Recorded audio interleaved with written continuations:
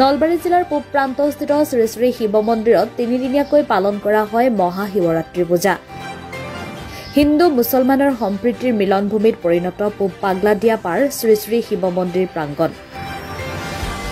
100 বছৰ গৰকি যোৱা শিৱ মন্দিৰটো প্ৰতিষ্ঠা কৰা হৈছিল পাগলাদিয়াৰ নৈসৰ্গিক পৰিৱেশত। প্ৰয়াত মনোহৰ মহাজন আৰু ধনু সদাগৰে বৃহত্তৰ পূব নলবাৰী পাগলাদিয়া পাৰত শিৱ মন্দিৰ প্ৰতিষ্ঠাৰ অৰ্থে ভূমি দান কৰিছিল।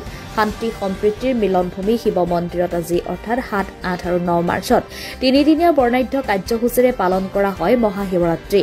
প্ৰথম দিনা মন্দিৰৰ মূল পতাকা উত্তোলনেৰে কাৰ্যসূচী অনুষ্ঠিত কৰা হয়। পতাকা উত্তোলন কৰে মন্দিৰৰ ভূমিদাতা পৰিয়ালৰ হৈ বিশিষ্ট কৌতুক অভিনেতা হৰিশ তালুকদাৰে। ইয়াৰ পিছতে মন্দিৰৰ ধ্বজা উত্তোলন কৰা হয়। উত্তোলক হিচাপে উপস্থিত থাকে যুৱ সাংবাদিক মৃদুল কলিতা, সাংবাদিক দ্বিজেন ডেকা, সাংবাদিক কালীন্দ্ৰ কুমাৰ বৰ্মন, শিক্ষাবিদ মহেন্দ্ৰ কলিতা, 1 নম্বৰ ৱাৰ্ডৰ কমিছনাৰ প্ৰণতি বৰ্মনকে প্ৰমুখ কৰি বিশিষ্ট লোক। ইয়াৰ পিছতে গছপুলি ৰোপণ কাৰ্যসূচী অনুষ্ঠিত কৰা হয়। লগতে অনুষ্ঠানৰ প্ৰতিটো দিনতে ভক্তসকলৰ উপস্থিতি উদ্যোক্তাসকলে শ্ৰদ্ধাৰে কামনা কৰে।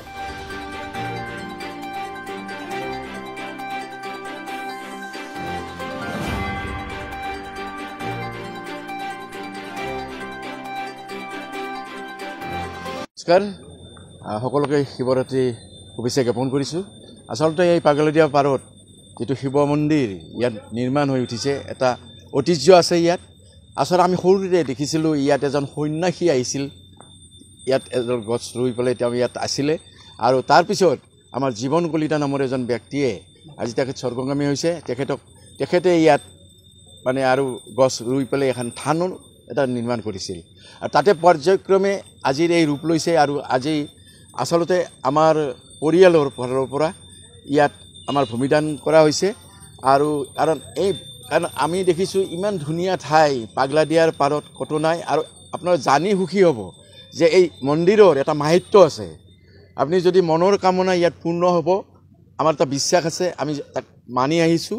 আৰু এই আজি সকলোকে ডাঙৰ কথা, আজি এই শিৱৰাত্ৰিৰ দিনা আপোনাৰ দেখিছে আমাৰ এই যে আমাৰ নদী পাগলাদিয়াৰ ইপাৰ সিপাৰ মানে জানপাৰ, আমাৰ সন্ধ্যা পইলা, আমাৰ যিটো ধৰ্মীয় আমাৰ সম্প্ৰীতি, আজি আমাৰ ইয়াতে বাৰিষা আছে, চামচুলহাট আছে, ইয়াতে সহযোগ কৰিছে, এটা আমাৰ ডাঙৰ নিদৰ্শন। আৰু এই পাগলাদিয়া পাৰত আমাৰ বিশ্বাস হৈছে যে এটা ডাঙৰ শিৱ মন্দিৰ নিৰ্মাণ হৈ উঠিব। কাৰণ ইয়াত নলবাৰীৰ জিলাৰ বহুকেইজন ডেকা শক্তিয়ে ইয়াত লাগি আছে। আৰু এই অনুষ্ঠানটো জাকত জিলিকা হওক। আৰু আপোনালোকৰ চেনেলৰ জৰিয়তে আজি আমাৰ চলি থকা জনপ্ৰিয় চৰকাৰক অনুৰোধ জনাইছোঁ যাতে ইয়াত এটা সুন্দৰকৈ ডাঙৰ মন্দিৰ নিৰ্মাণ কৰি ইয়াত এখন মানে পৰ্যটকৰ স্থলী সুন্দৰভাৱে হ'ব। কাৰণ য'ত আছে আমাৰ নলবাৰীৰ ৰাজহাড় পাগলাদিয়া নদী বৈ আছে। আৰু সকলোকে আমন্ত্ৰণ জনাইছোঁ, আহক এই মন্দিৰলৈ আৰু সকলোৱে আহক, এটা সুন্দৰ পৰিৱেশ পাব। আৰু সকলোকে আন্তৰিক শুভেচ্ছা জনাই আৰু শিৱৰাত্ৰি শুভেচ্ছা জনালোঁ। জয় ভোলেনাথ। যিটো শিৱৰাত্ৰি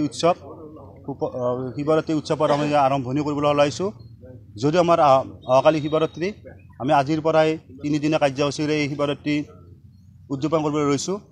আৰু এই উদযাপন অকল আমাৰ হিন্দু সমাজে নহয়, আমাৰ এই পাগলাদিয়া শিৱ মন্দিৰ ঘৰত আমাৰ মুছলমানসকলেও আছে আমাৰ লগত। তেখেতসকলেও আমাক যিদৰে সহযোগিতা কৰি থাকে, এইটো আমাৰ সকলোৱে আমাক এইটো প্ৰশংসা কৰে বা তেখেতসকলে আমাক সহযোগ কৰিছে। এইটো আমাৰ অসমৰ ভিতৰতে আমাৰ এইটো এটা গুৰুত্বপূৰ্ণ কথা, যিটো আমাৰ সম্প্ৰীতি সকলোৱে দেখি আচৰিত হয় আৰু প্ৰশংসা কৰে যাতে এই মন্দিৰটোত সকলোৱে আহে সেইকাৰণে। আৰু এই মন্দিৰটোত আৰু ডাঙৰ কথা হৈছে যে আমাৰ এতিয়া বৰ্তমান কিছু আমাৰ অভাৱ আছে।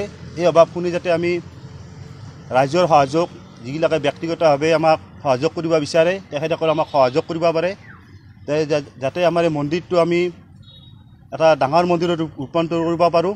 সকলোকে সহায় বিচাৰিছোঁ।